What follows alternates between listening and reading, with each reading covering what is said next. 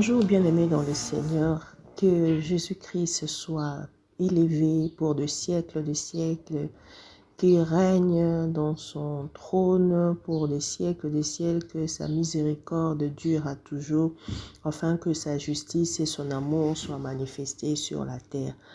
Bien-aimés, aujourd'hui nous allons partager dans le livre d'Apocalypse le chapitre 12. Je vais lire à partir du 1er jusqu'au 7e verset que je lis au nom de Jésus-Christ. Un grand signe parut dans le ciel, une femme enveloppée du soleil, la lune sous ses pieds et une couronne de 12 étoiles sur sa tête. Elle était enceinte et elle criait, étant en travail et dans les douleurs de l'enfantement. Et un autre signe parut encore dans le ciel, et voici, c'était un grand dragon rouge feu, ayant 7 et 10 cornes, et sur ces 7 diadèmes, sa queue entraînait les tiers des étoiles du ciel, et les jetait sur la terre. Les dragons s'éteignent devant la femme qui allait enfanter, afin de dévorer son enfant lorsqu'elle aurait été enfantée. Elle enfanta un fils qui doit paître toutes les nations, avec une verge de fer, et son enfant fut enlevé vers Dieu et vers son trône. Et la femme s'enfuit dans le désert où elle avait un lieu préparé par Dieu, afin d'y être nourrie pendant 1260 jours.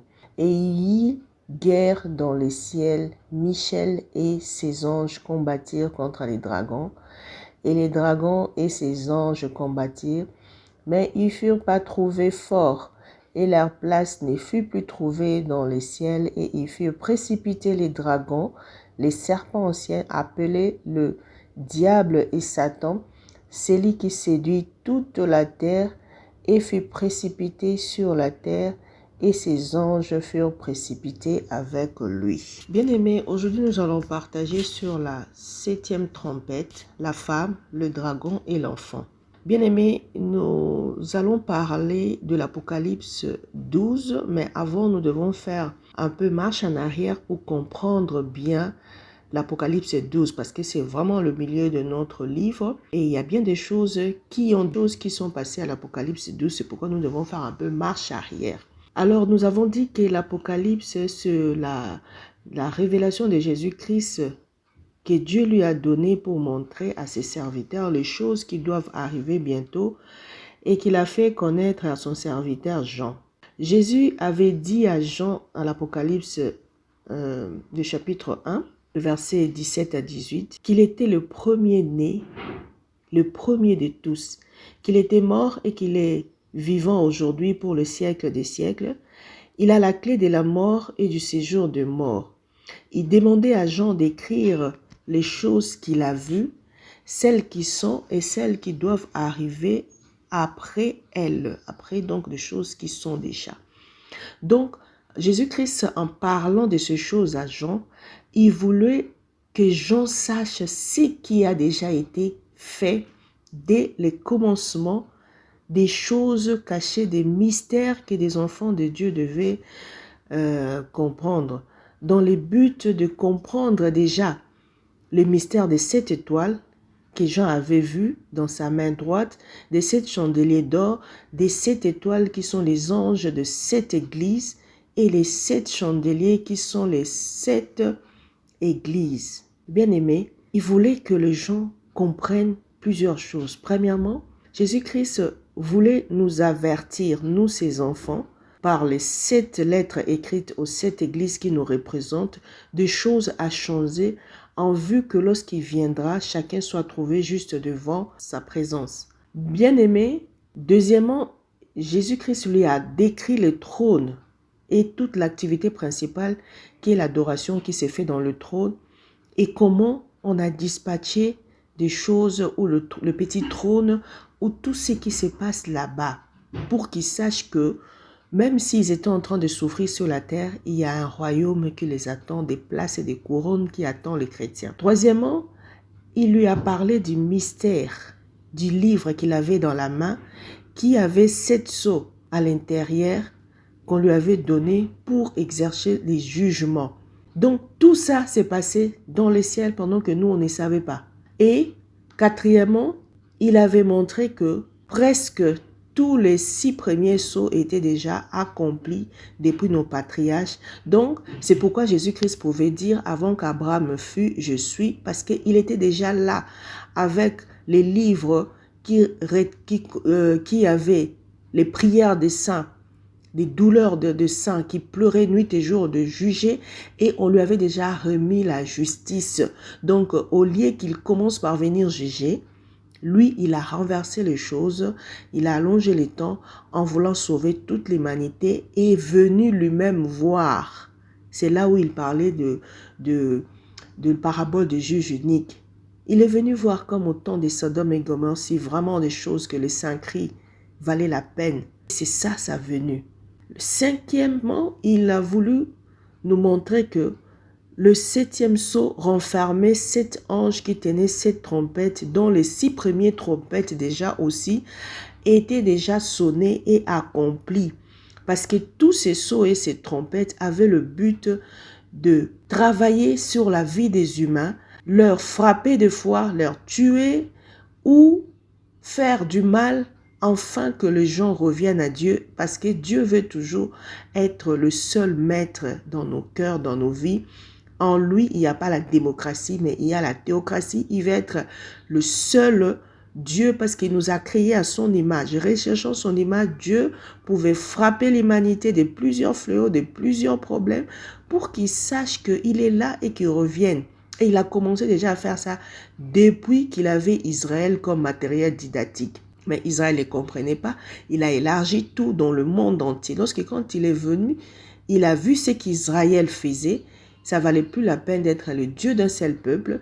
Il a élargi son amour sur tout le monde afin que tout le monde soit sauvé. Sixièmement, il a voulu que nous puissions comprendre le 7 trompettes nous ramène à l'histoire de l'humanité.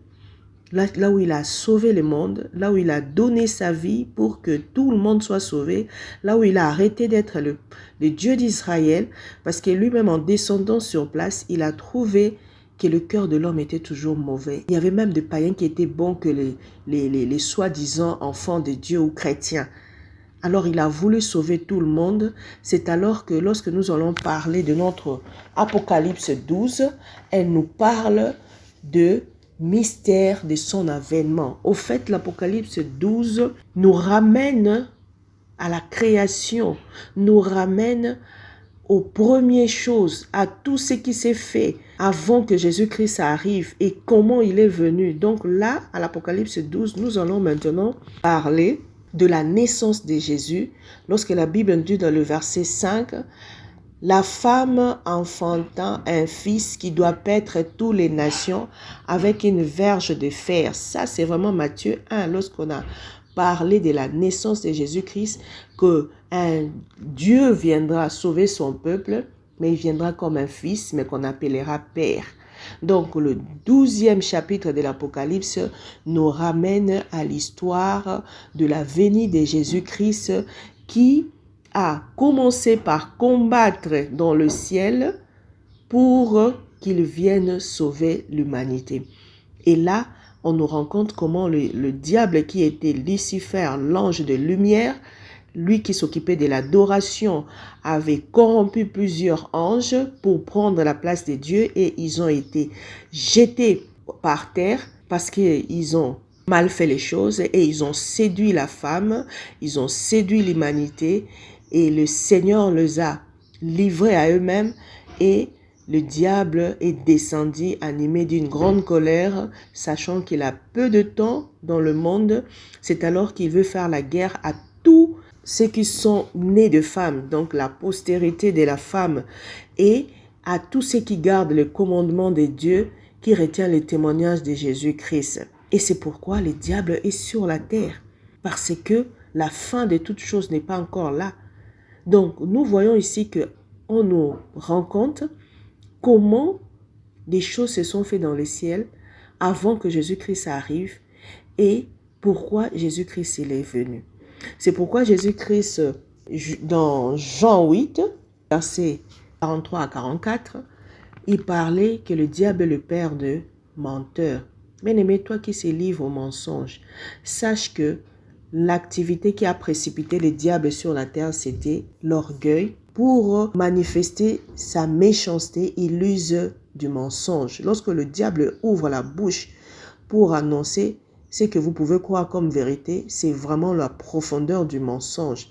C'est pourquoi celui qui a connu la profondeur du diable, il ne pourra pas aimer le diable et ne pourra pas être l'enfant du diable en continuant à mentir tout le temps. Nous devons vivre dans la vérité parce que nous sommes des enfants de la lumière. Bien-aimés, pour ce que le diable est venu faire sur la terre, c'est-à-dire détruire, égorger, briser, diviser, la Bible nous dit dans 1 Pierre 5, 8 que nous devons veiller et être sobres parce que notre adversaire, le diable, il rôdera toujours comme un lion rugissant et cherchant qui dévorer parce qu'il sait qu'il a peu de temps. Et le peu de temps avant que la fin du monde arrive. Donc là, si vous voyez bien, nous sommes vraiment à la fin de temps parce que Jésus-Christ est venu dans le monde, il a justifié tout le monde, il a sauvé. Si vous voulez bien comprendre ça, allez revoir tous les épisodes qu'on a eu à partager par rapport à l'Apocalypse.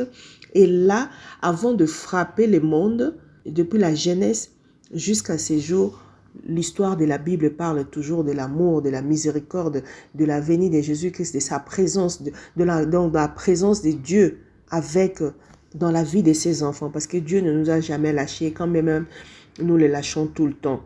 Bien aimés, nous devons savoir que Jésus-Christ, dans le livre de Luc 10, 18 à 20, lorsqu'il exhortait ses disciples à marcher dans la crainte de son nom, à marcher dans sa présence, lorsqu'il parlait aux disciples des choses qu'il allait faire, lorsqu'il leur prévenait des choses qui devaient arriver, il leur avait dit, dans le verset 18, il dit, on peut même commencer à 17, donc je vais lire Luc 10 à partir du verset 17, 70 vers avec joie disant, Seigneur, les démons nous ont soumis en ton nom. Jésus-Christ leur dit, je voyais Satan tomber du ciel comme un éclair. Voici, je vous ai donné le pouvoir de marcher sur les serpents et les scorpions et sur toute la puissance de l'ennemi, et rien ne pourra vous nuire. Cependant, ne vous réjouissez pas de ce que les esprits vous sont soumis, mais réjouissez-vous de ce que vos noms sont écrits dans les cieux. En ce même moment, Jésus tressaillit de joie par le Saint-Esprit et il dit, je te loue Père, Seigneur du ciel et de la terre, de ce que tu as caché ces choses aux sages et aux intelligents et de ce que tu as révélé aux enfants. Oui Père, je te loue de ce que tu l'as voulu ainsi. Donc la volonté de Dieu sur la terre, c'était que quand il est venu, il voulait que seulement ses brebis puissent l'entendre. C'est pourquoi il pouvait parler. Et seuls ses enfants pouvaient comprendre les mystères de tout ce qu'il dit. Ou s'ils ne comprenaient pas, il les prenait de côté pour leur expliquer les paraboles. Donc, toi qui comprends que nous sommes vraiment proches de la fin, sois heureux parce que ces choses sont cachées à plusieurs personnes. Parce que plusieurs se sont laissés dominés par les diables, entraînés par les diables, devenus enfants des diables. Plusieurs ont vendu leur âme. Mais toi, qui écoute encore la parole de Dieu, toi qui médites nuit et jour, sache que tu es heureux parce que tu es la volonté de Dieu. Dieu veut que tu puisses comprendre ces choses et t'apprêter. C'est pourquoi il t'a donné le pouvoir sur le diable et toute sa puissance pour que pendant cette période, tu puisses vaincre, pour que tu puisses crucifier ta chair, pour que tu puisses se retrouver digne lorsqu'il viendra. C'est pourquoi nous allons prier. Nous allons prier que le Seigneur nous aide à combattre toujours le bon combat dans la foi, afin que lorsqu'il y aura l'enlèvement, que nous puissions partir avec lui. Prions au nom de Jésus. Éternel Dieu Tout-Puissant, je te bénis de ce que tu es bon. Je te bénis de ce que tu es tellement bon, que tu as fait les choses à ta manière.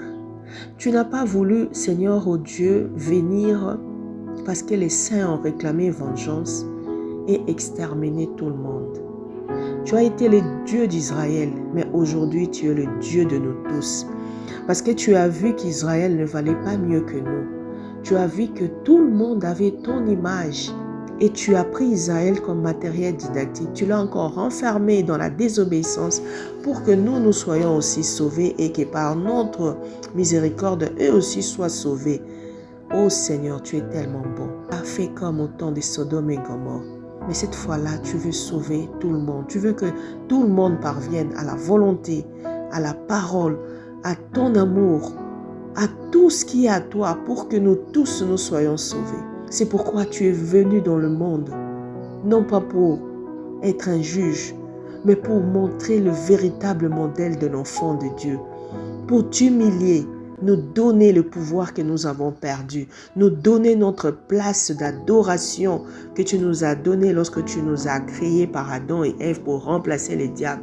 Tu nous as donné le pouvoir de combattre les diables parce que lorsqu'il est descendu dans la terre, il est descendu avec tout le pouvoir que tu lui avais donné. Et donc, il n'y aurait pas à avoir match, quoi. Mais tu nous as donné possibilité aussi de combattre.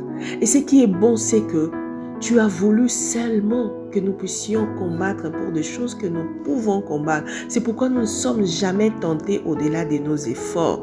Et la plus grande partie de la bataille, toi, tu l'as gagnée.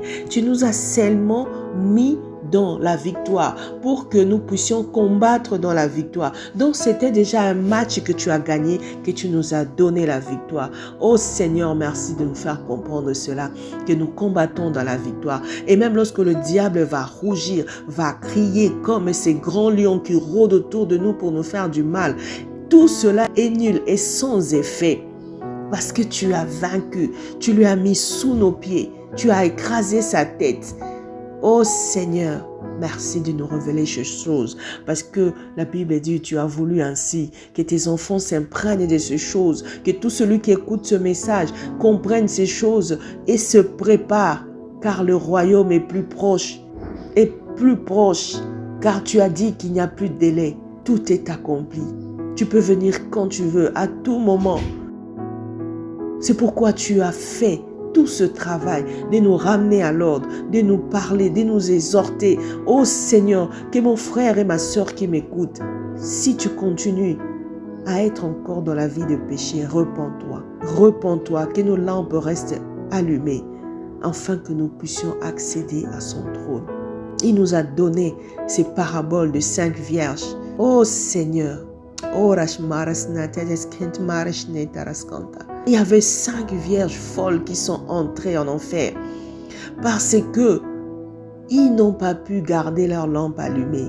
Bien-aimé, regarde au sein d'Abraham aujourd'hui, il n'y a pas tout le monde. Il n'y a pas tout le monde, même une partie d'Israël est en enfer. Seuls ceux qui étaient trouvés justes, ceux qui ont gardé la foi, ceux qui ont combattu le bon combat, ils sont au sein d'Abraham, attendant la fin des temps. Bien-aimés, c'est eux qui demandent la justice afin qu'ils entrent dans l'héritage qu'ils ont tant combattu. Mais Jésus-Christ, dans son amour, veut que toi et moi soyons aussi sauvés. C'est pourquoi il retarde. Mais il est déjà à la porte. Il peut frapper à tout moment. Réveille-toi, toi qui dors. La Bible dit, soyez sobres, veillez, parce que votre adversaire, le diable, rôde comme un lion rugissant. Et il cherche qui va entraîner avec lui en enfer. Il use de la ruse, de mensonges. Il a même le pouvoir qu'il a répandu pendant ce fin de temps à ses serviteurs afin d'opérer de miracles et de prodiges pour te séduire. Mais gloire à Dieu parce qu'il séduit que ceux qui sont perdus. Bien-aimé, lève-toi, prépare-toi car notre époux arrive bientôt. Que la journée soit bénie, que tout ce que tu fais soit béni et que le Seigneur nous ouvre les portes du ciel afin que nous puissions entrer dans sa gloire et que le nom de Jésus soit béni. Au nom de Jésus. Amen.